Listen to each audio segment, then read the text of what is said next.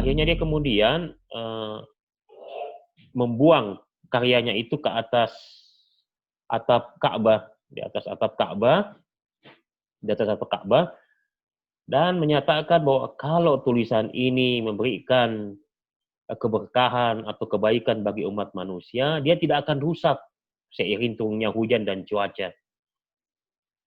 Dia kasih waktu range beberapa hari, di saat itu mungkin musim hujan, kemudian hujan, panas matahari, itu tentu saja menimpa buku itu yang dia buang ke atas Ka'bah. Ketika pada minggu tertentu, itu setelah beberapa minggu atau setelah beberapa bulan, dia kemudian naik ke atas dan melihat bukunya sama barunya ketika dia pertama kali melemparkan bukunya ke atas.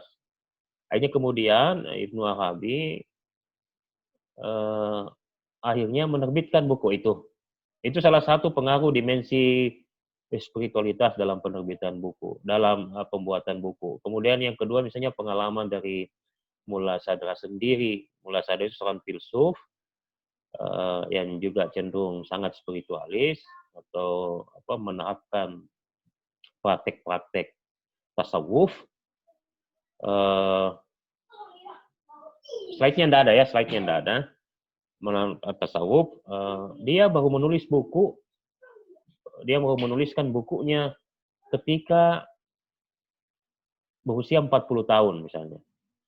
Kenapa dia menempuh, istilahnya baru menerbitkan buku ketika usianya 40 tahun? Karena dia masih merasa belum suci, artinya jangan sampai dia menulis buku itu tapi dirinya sendiri belum sesempurna seperti tulisan di bukunya.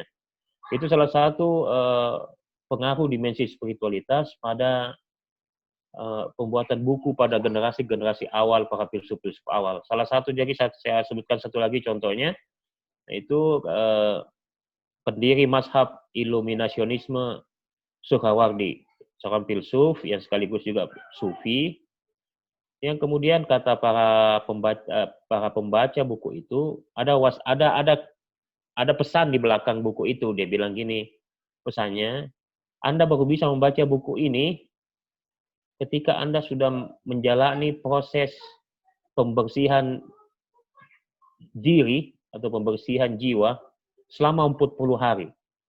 Jadi Anda tidak akan pernah bisa mengerti buku ini kalau Anda tidak melakukan penyucian batin selama 40 hari. Nah, itu salah satu contoh bagaimana kemudian dimensi spiritual memberikan pengaruh bagi seorang penulis. Tentu saja susah sekarang kita terapkan yang kayak begini ya. Apalagi kalau ingin menulis di koran-koran, masa harus puasa dulu sekian hari baru. Tapi intinya, menulis sebuah buku itu tidak bisa dilepaskan dari kesucian jiwa. Jadi ada semacam proses pembersihan batin, penyucian diri, baru kemudian buku-buku yang, apalagi kalau buku-buku yang sifatnya memberikan nasihat dan sebagainya, lantas kalau misalnya pengarangnya itu tidak seperti apa yang dituliskannya, maka buku itu tidak akan mendapatkan keberkahan, terutama bagi si pembuatnya. Itu satu perspektif tentang spiritual writing.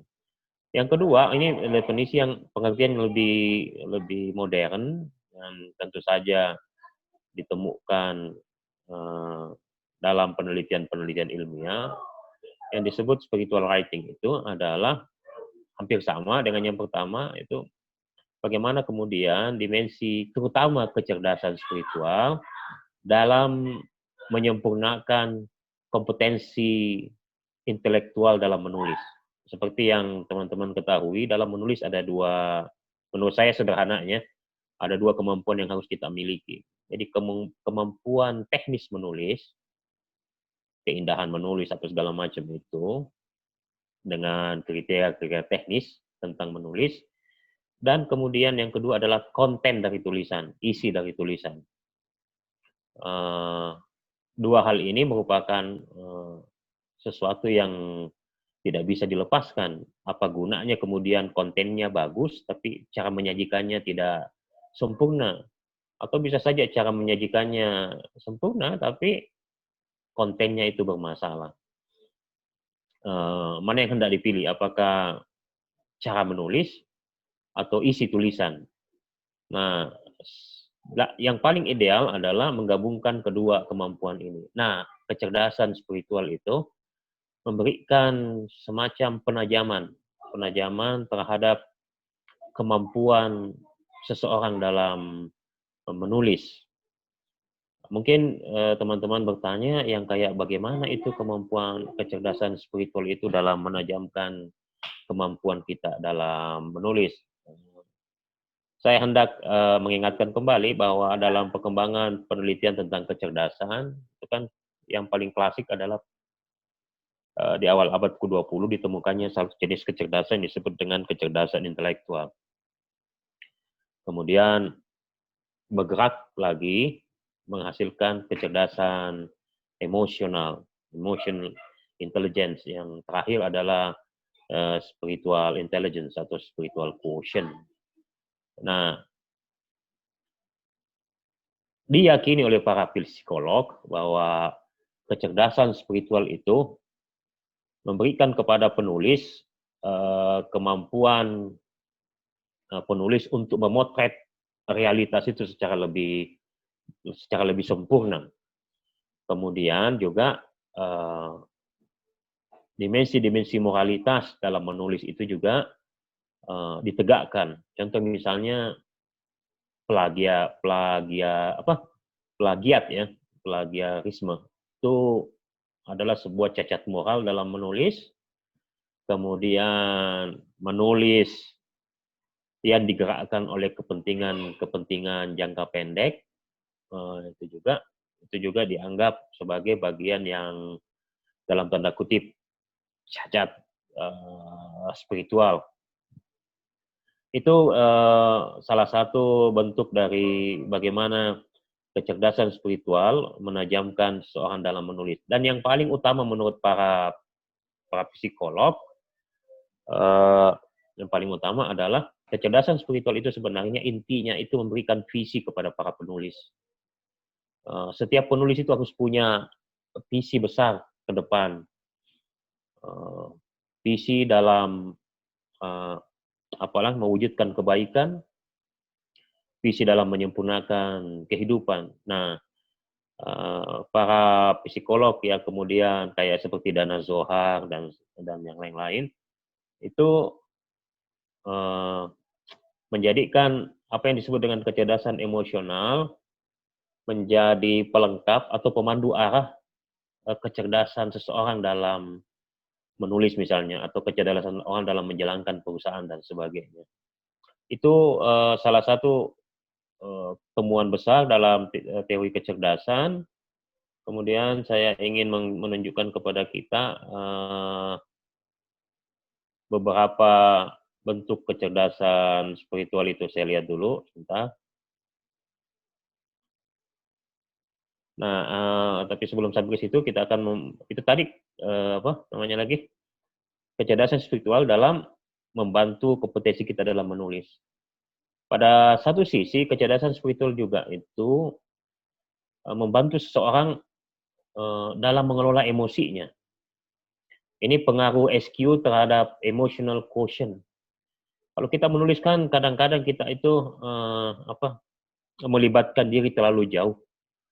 Atau karena dalam teori kecerdasan emosional, kalau orang terlalu emosional dalam menulis, itu kemungkinan besar objektivitas itu tidak akan mungkin bisa diperoleh. Jadi harus betul-betul bukan menghilangkan emosi, tapi harus diarahkan sebaik mungkin. Nah, kecerdasan spiritual itu sangat berperan penting dalam mengelola emosi seseorang, dalam menulis. Itu tadi saya bilang dalam kalau misalnya gini lah, kalau mau kasih contoh yang lebih ekstrim, ketika kontestasi pemilihan presiden misalnya, sedapat mungkin kita penulis itu menyajikan fakta-fakta yang objektif, bukan fakta-fakta yang kalau dalam penelitian sains disebut hollow effect, salah satu jenis kesesatan dalam penyimpulan saintifik di mana kesimpulan saintifik kita itu kita anggap benar hanya karena sesuai dengan kepentingan kita. Itu namanya halo efek. Nah, biasanya dalam menulis juga kepentingan personal jangka pendek itu mengganggu kemampuan seseorang dalam menuliskan fakta atau berita seobjektif mungkin. Nah, kalau kemudian orang seperti itu tidak bisa mengelola emosinya dan kemudian tulisannya emosinya unsur-unsur psikologis untuk mendukung salah satu pasangan misalnya sangat berpengaruh, itu dia tidak akan mungkin sampai pada tingkat objektivitas yang baik. Nah, SQ itu spiritual quotient mengarahkan orang untuk selalu bertindak objektif dalam menulis, memotret realitas apa adanya tanpa dipengaruhi oleh kepentingan jangka pendek. Kenapa bisa begitu? Karena penulis yang cerdas secara spiritual adalah penulis yang sudah memiliki visi di depan. Dia sudah memiliki pandangan hidup yang sifatnya pasti. Nah, seluruh aktivitas menulisnya diarahkan untuk mewujudkan visi itu. Misalnya dia ingin menjadi penulis yang ingin menyadarkan orang, menyadarkan seseorang pada pada sesuatu yang bersifat emansipatoris, kata Habermas. Jadi para penulis ini akan kemudian mungkin tulisannya akan berwujud tulisan-tulisan investigatif yang sangat objektif dan tidak diarahkan oleh kepentingan jangka pendek yang bisa merusak objektivitas.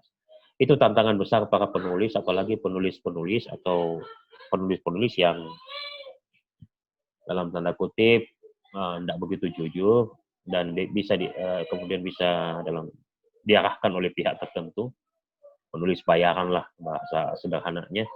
Ini yang kemudian biasa merusak objektivitas itu sendiri dan menampilkan potret realitas yang sebenarnya jauh dari realitas. Nah, dimensi spiritual dalam pengertian kecerdasan spiritual dalam penelitian modern itu memberikan arah bahwa tidak ada gunanya kecerdasan kalau tidak ditegakkan oleh dimensi-dimensi spiritual.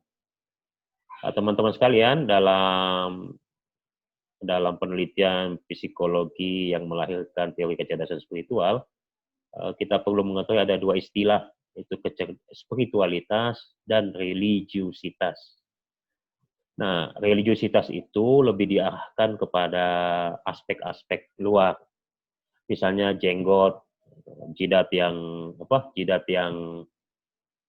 hitam, pakaian yang ini. Nah, itu religiusitas. Tapi dalam ilmu kecerdasan spiritual, orang yang religius belum tentu itu bersifat spiritual. Belum tentu bersifat spiritual. Saya sebutkan dimensi-dimensi atau ciri-ciri apa yang disebut kecerdasan spiritual itu ya. Menurut Dana Sohar, salah satu kecerdasan spiritual itu misalnya humoris. Orangnya sangat gampang menyenangkan orang. Dia bersifat spontan dalam menulis, cair tulisannya, sangat indah dilihatnya. Isinya juga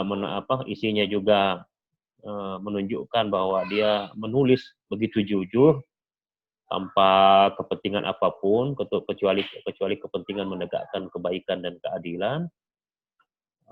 Itu ciri tulisan-tulisan yang menurut saya ditegakkan oleh prinsip-prinsip spiritualitas dalam kecerdasan spiritualitas itu.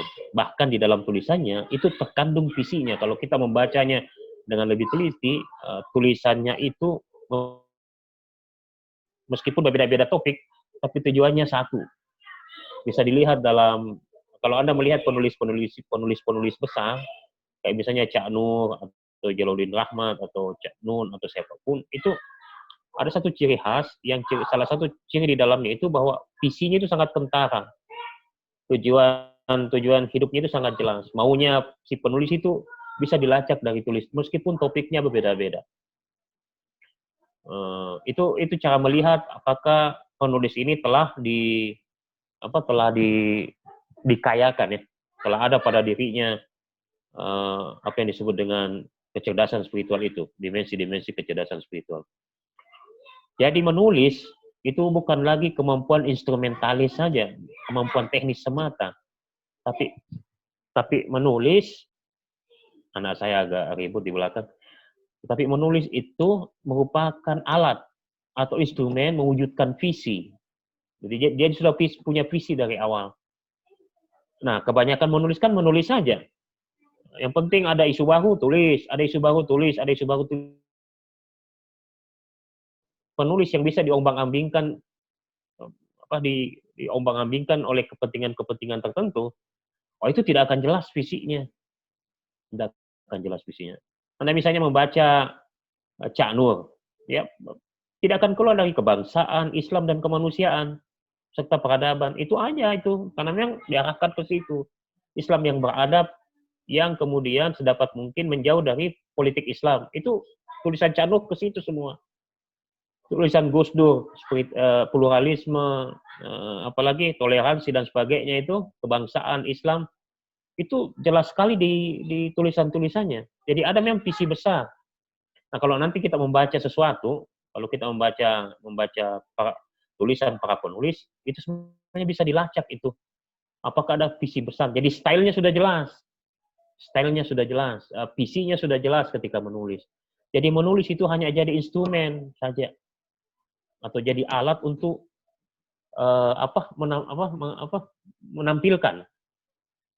menampilkan visi dia, visi sang penulis.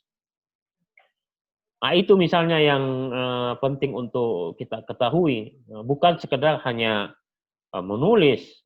Kemungkinan besar orang seperti ini juga tidak akan mendalam. Kemungkinan juga tidak akan mendalam.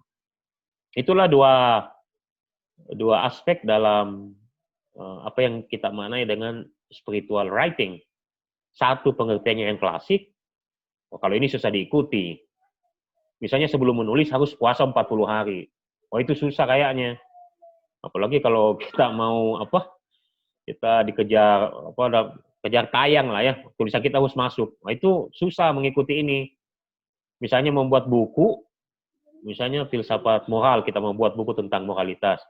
Tapi kita sendiri belum bermoral seperti yang akan kita tuliskan, itu orang dulu menganggapnya itu tercela. Kata Al-Quran, kabura maqtam an taqulu ma la taf'alun, kabura maqtam indallah an taqulu ma la taf'alun. Allah sangat membenci orang-orang yang menyatakan apa yang tidak diperbuatnya. Ini sulit, makanya orang-orang dulu itu nanti usianya matang, perjalanan spiritualnya dalam tanda kutip sudah sedemikian tingginya, baru dia nulis. Kalau bahasa filsafatnya,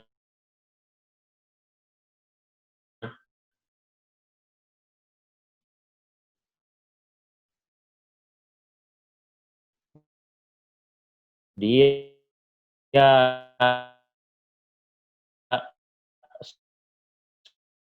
sudah menjelaskan itu tadi psikologi Islam. Ini sulit diikuti, sangat sulit diikuti oleh penulis sekarang. Oke, oleh karena itu ada pengertian yang kedua, makna kedua. Makna kedua ini lebih bersifat ilmiah karena sudah melewati penelitian-penelitian yang sifatnya longitudinal, maksudnya jangka panjang. Penemuan kecerdasan emosional itu membutuhkan waktu hingga 15-20 tahun penelitian itu oleh Daniel Goleman untuk menampilkan satu teori tentang emosional quotient itu, kecerdasan emosional. Tapi pada titik akhirnya ada beberapa kelemahan, nah kemudian disempurnakan dengan penemuan salah satu jenis kecerdasan baru, yaitu kecerdasan spiritual. Yang katanya kalau dalam teori otak, teori sains. Kalau intellectual quotient itu di kiri, otak kiri, emotional quotient itu di otak kanan, maka spiritual quotient itu di otak tengah, ada di pusat. Gitu. Nah, tapi pengertian spiritual itu agak beda dengan yang dulu itu, yang sebelumnya. Pengertian spiritual itu lebih diarahkan adalah kemampuan seseorang menentukan visi hidup. Dia dilandaskan atas prinsip-prinsip moralitas dan ketuhanan. Seperti yang saya katakan tadi, religiusitas belum tentu spiritual, itu dua istilah yang agak beda. Ada orang yang religiusitasnya bagus, di mana-mana dia pakai baju muslim, tapi mulutnya itu sering melukai orang. Pokoknya bergaul dengan dia seperti kita tidak tenang bergaul dengan dia. Mulutnya itu dipenuhi dengan kebencian terhadap sesama, tidak toleran, tidak empati. Itu berarti orang yang religius tapi tidak spiritualis. Ada orang juga yang sebaliknya tidak terlalu religius. Kayak misalnya saya pakai baju kaos, meskipun di sininya ada gambar Gus Dur, tapi dianggap ini bukan pakaian yang sifatnya dalam tanda kutip Islam. Nah itu contoh dua pengertian yang saya sebut dengan pengertian dua makna dalam menyikapi spiritual writing. Saya pikir cukup, ini tadi saya sudah ada peringatan. Silakan moderator.